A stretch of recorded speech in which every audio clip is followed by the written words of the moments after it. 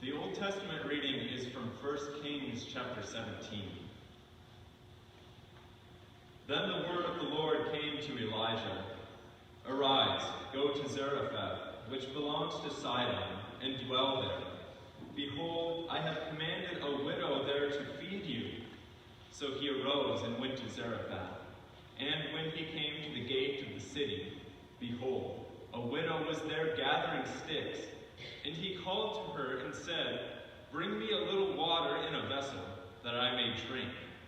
And as she was going to bring it, he called to her and said, Bring me a morsel of bread in your hand.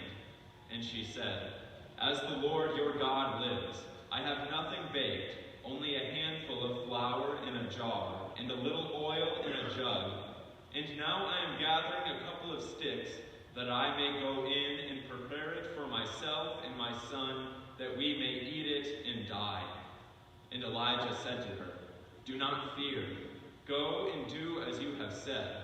But first make me a little cake of it and bring it to me, and afterward make something for yourself and your son.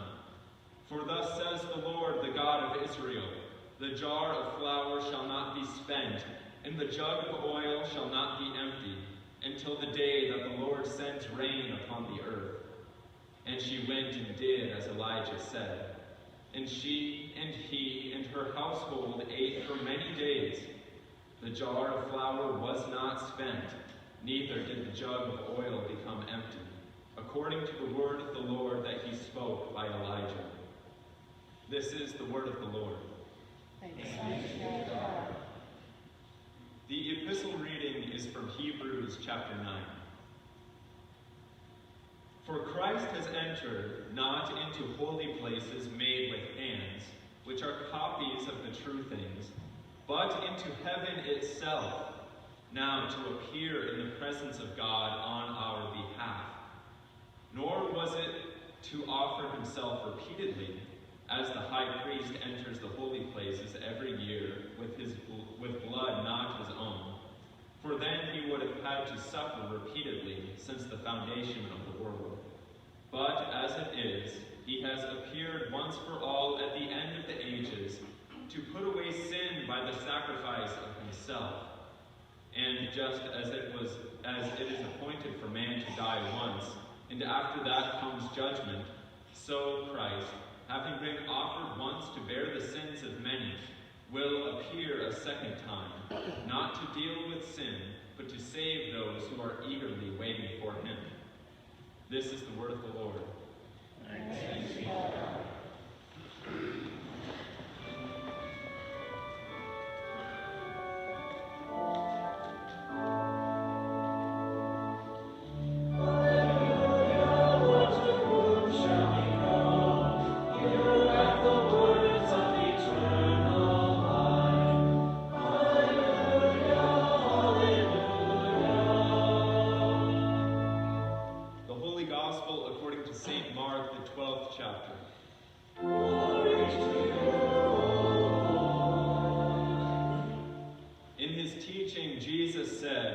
Beware of the scribes, who like to walk around in long robes and like greetings in the marketplaces, and have the best seats in the synagogues and the places of honor at feasts, who devour widows' houses and for a pretense make long prayers.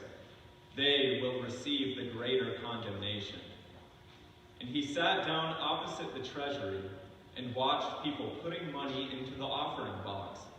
Many rich people put in large sums, and a poor widow came and put in 2 small copper coins, which make a penny. And he called his disciples to him and said to them, Truly I say to you, this poor widow has put in more than all those who are contributing to the offering box. For they all contributed out of their abundance, but she out of her poverty has put in everything she had, all she had to live on. This is the gospel of the Lord. Praise to you, Lord Christ.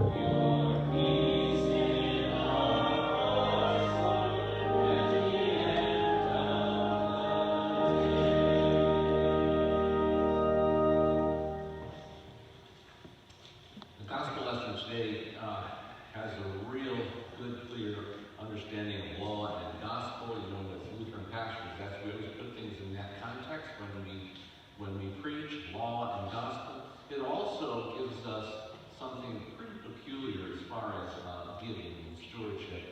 What is obvious to be responsibility from my perspective and your perspective, and what God does from his perspective is to show you what true stewardship is, really the heart of stewardship, or the attitude for the one who gives. And there's a comparison. So we're going to be talking about this, the way we go about fulfilling our responsibilities, right? We talk about that, don't we? What do I do when I first get the news and notes? Where do I go first? I go always to the budget. And 129,000, typical November, right?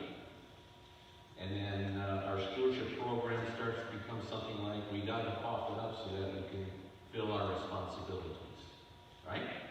Is that true or isn't it? That's true. It's absolutely true. But it's really interesting what God does, or Jesus does in our text today. Large sums of money from rich people are going into the collection plate compared to this widow. And from my perspective, wanting a salary, I would suggest that those large sums of money coming from the rich people is what I get all excited about, because that's what takes care of the budget. Very practical. And we could say we're being responsible, right? True? Tell me, true or false? True. You can't deny that, right? And then we meet up with this widow who gives basically nothing. If you want to put things in the context of budgets, it won't do anything to the budget. They had budgets back then too. And then Jesus draws a comparison. Do I want the rich people pouring money into the coffers, which is only their chump change, no real sacrifice, maybe not really that big of a commitment to God? Or do I respect the poor widow whose donation will do practically nothing? You want my honest answer?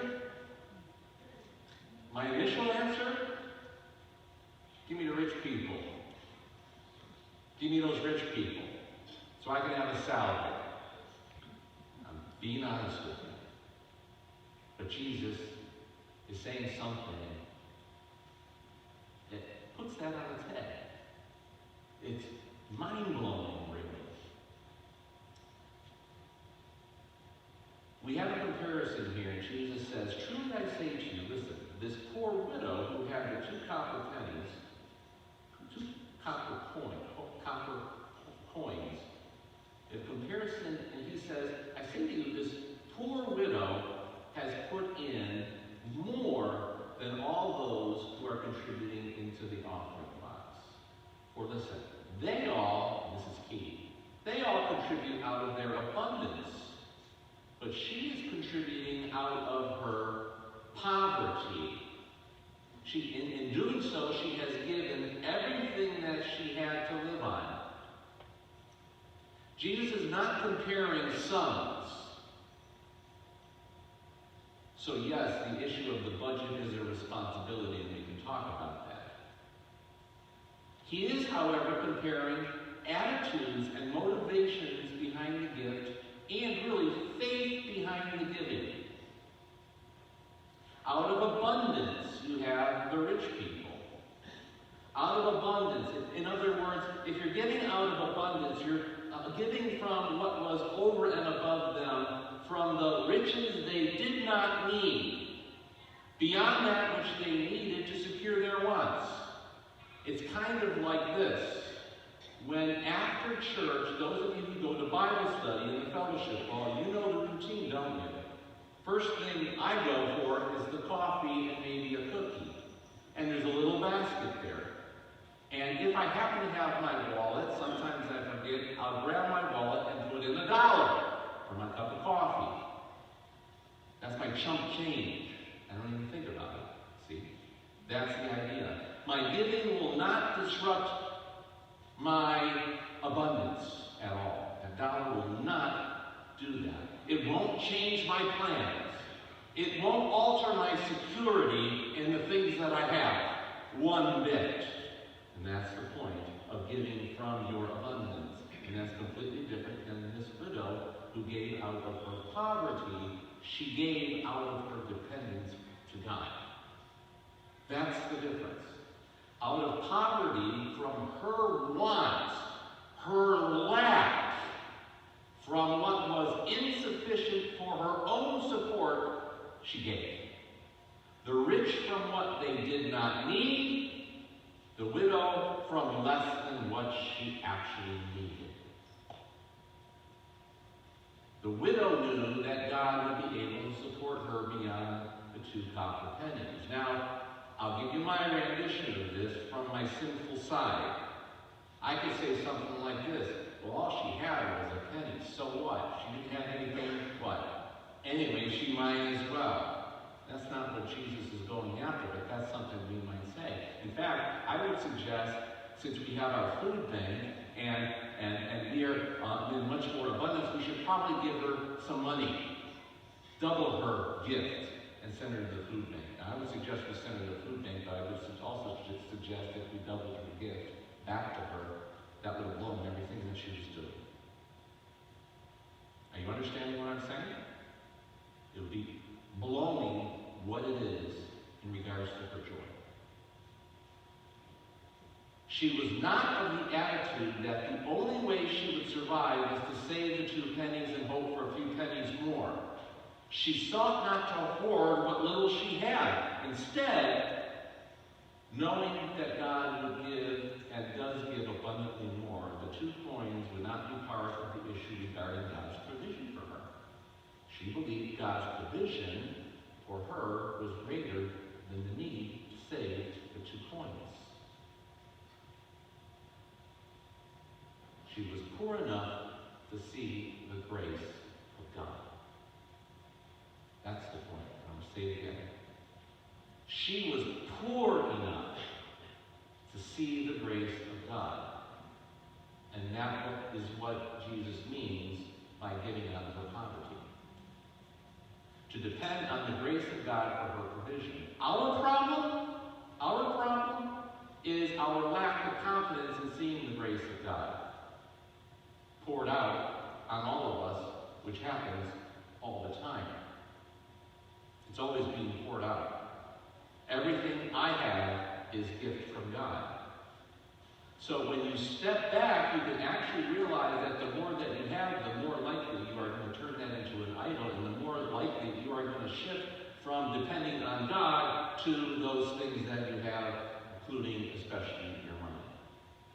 And so we step back and we say something like this: so what is God providing for me? God has given me everything that I have. I mean everything. My life and everything attached to it. And he promises to take care of me. He saved me, didn't he? I'm baptized, aren't I? I have eternal life. And it all had to do with his efforts and his gifts, the Christ.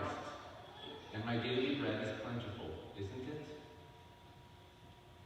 Yes, in fact, so plentiful that it causes me to begin to be blinded in my giving. So plentiful, it causes me to hoard the gift and lose the clear vision the widow had. It causes me to think too highly of the idea that my gift must remain with me, whereby the loss of it is going to be catastrophe, and the loose change is all I should give back to God, like those who are rich, because the gift has become the idol. The gift is my God who takes care of me, not the God who gave the gift in the first place. See the transfer? Go back a few weeks ago. It's easier for a rich man, or harder for a rich man to go to heaven than what? The candle that goes in the eye of the needle. This became the problem with that guy. Remember the young rich ruler who turned around? What did Jesus say? Give it all and follow me. All of a sudden, we have a widow giving it all because she's already following him. I have it all.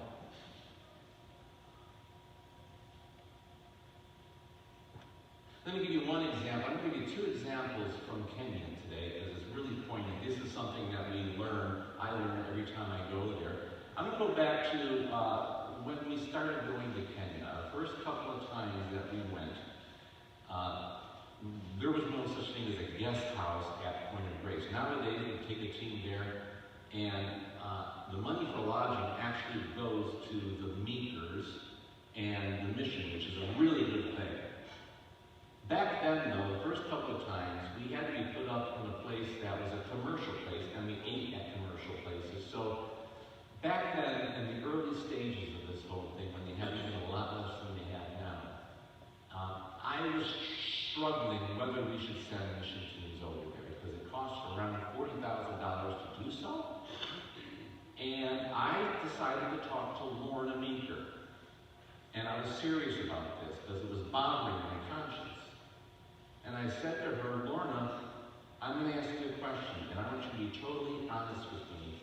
We could get this money raised, and we can just give it to you and not send teams over. Because I know how badly you need it. You guys don't have any savings, and you're depending on God day by day. So what if we did that? I know what my answer would have been. This wasn't Lorna's answer. Lorna said, don't do that. I go, but you really need the money. No, don't do that. Set them up in the commercial hotels. Bring the people here so that they can see what's going on. That's someone who is depending day by day for the providence of God without a savings account. And then she responds that way to me. And she was right. Many years later, she was absolutely right. Now let me go one step further and let me prove to you how corrupt we are when it comes to stewardship. Because normally this is what goes on, okay? So you need to give, and you need to give like, give it all and all this stuff. We've heard that already, right? One who gives it all is one who's right for the kingdom of God. Is basically what the Gospel of Mark is telling you in several different places. So what's the obvious answer? What are you going to ask? Oh, by the way, this is the law versus gospel part, okay? This is the law versus gospel part, and the law is holy in everything, right? Well, how much should I give? How much should I give to be right with God? Wrong question. You're already barking up the wrong tree. You're not even close to the middle. Not even close. You're going in the opposite direction. But if you ask a law question, I'm going to give you a law answer. According to the Old Testament, 10%. What's your next question? You know, my next question is, if I'm going the route of the law, what must I do to be saved? What must I do in order for this to work for me? My next question is that 10% of gross or 10% of net? Because there's a difference there. Let's go with net, okay? Because, the government takes a lot of your money for taxes. Okay? Okay, so out of my net income, out of $100, God gets 10, I get 90. Wrong conclusion. But you want a law answer? There it is. How are you feeling right now? Do you feel like the widow? Or do you feel more like the young rich ruler who hung his head and walked away? God told him to give it all up. You see the problem? Let's just say, for the fun of it, that you and I reluctantly do this. And we give till it hurts. We're not all that happy about it, but I want to do the right thing for God. And we do it. And Emmanuel Lutheran Church and Central Lutheran School becomes this shining hill. Everybody's talking about Emmanuel because we're busting at the seams. Our ministry is growing. We're building buildings because that's what actually would happen. Because it's 4 times what we normally get. Now, if that were the case, and we did that, and this was the attitude, we might be able to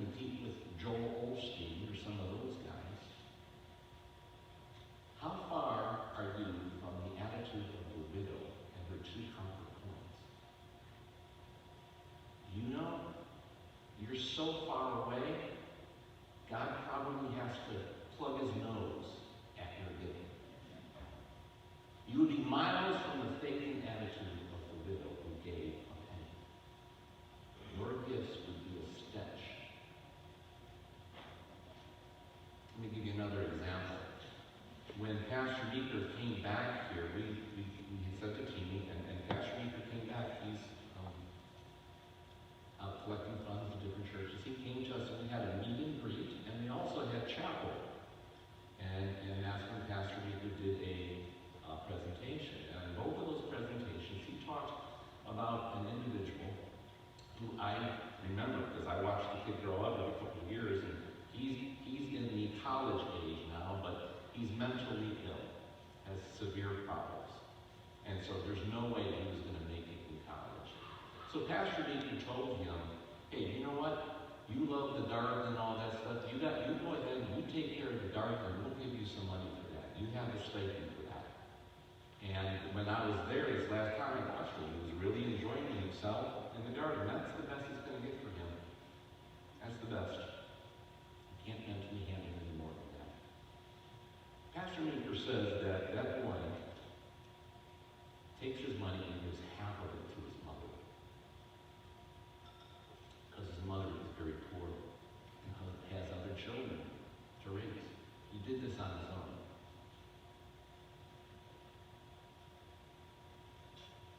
That boy has given more than I've ever given in my life. Ever. Oh, and I tithe too. Big deal. Big deal. How will that boy change me? Because he's very similar to the widow. I don't come close to that boy or the widow that Jesus is referring to.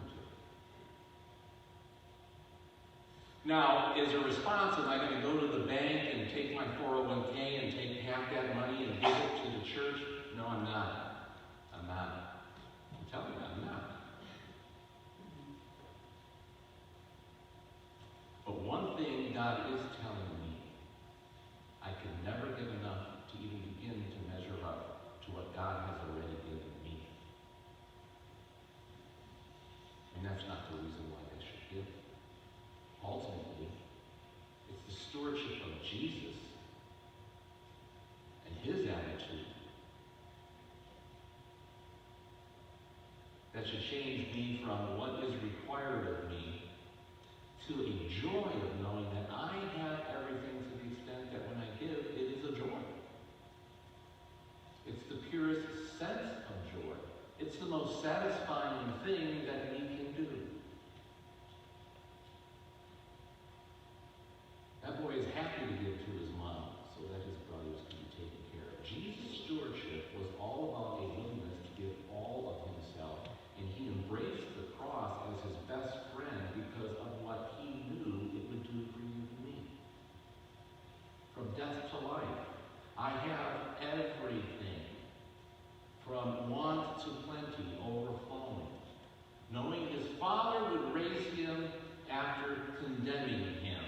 That was the stewardship program of God for you. Trusting completely in the providence of his Father during the traveling to the cross, Christ's attitude was desire to give, not a responsibility to give, a desire to have himself broken that I may be saved, that I may have everything to the full. He isn't demanding any payment.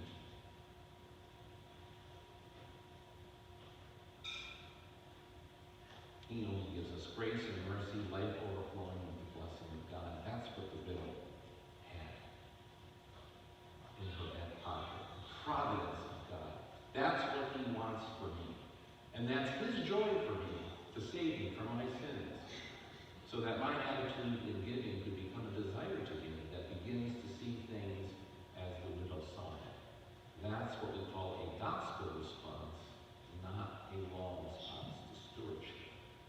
And it is exciting to be a part of that. It brings an excitement to my giving, knowing that I have everything from God, and it already lasts forever. Amen. And I'm in a peace and God who surpasses all of our human understanding, keep our hearts and minds in Christ Jesus. Amen. We continue by confessing our faith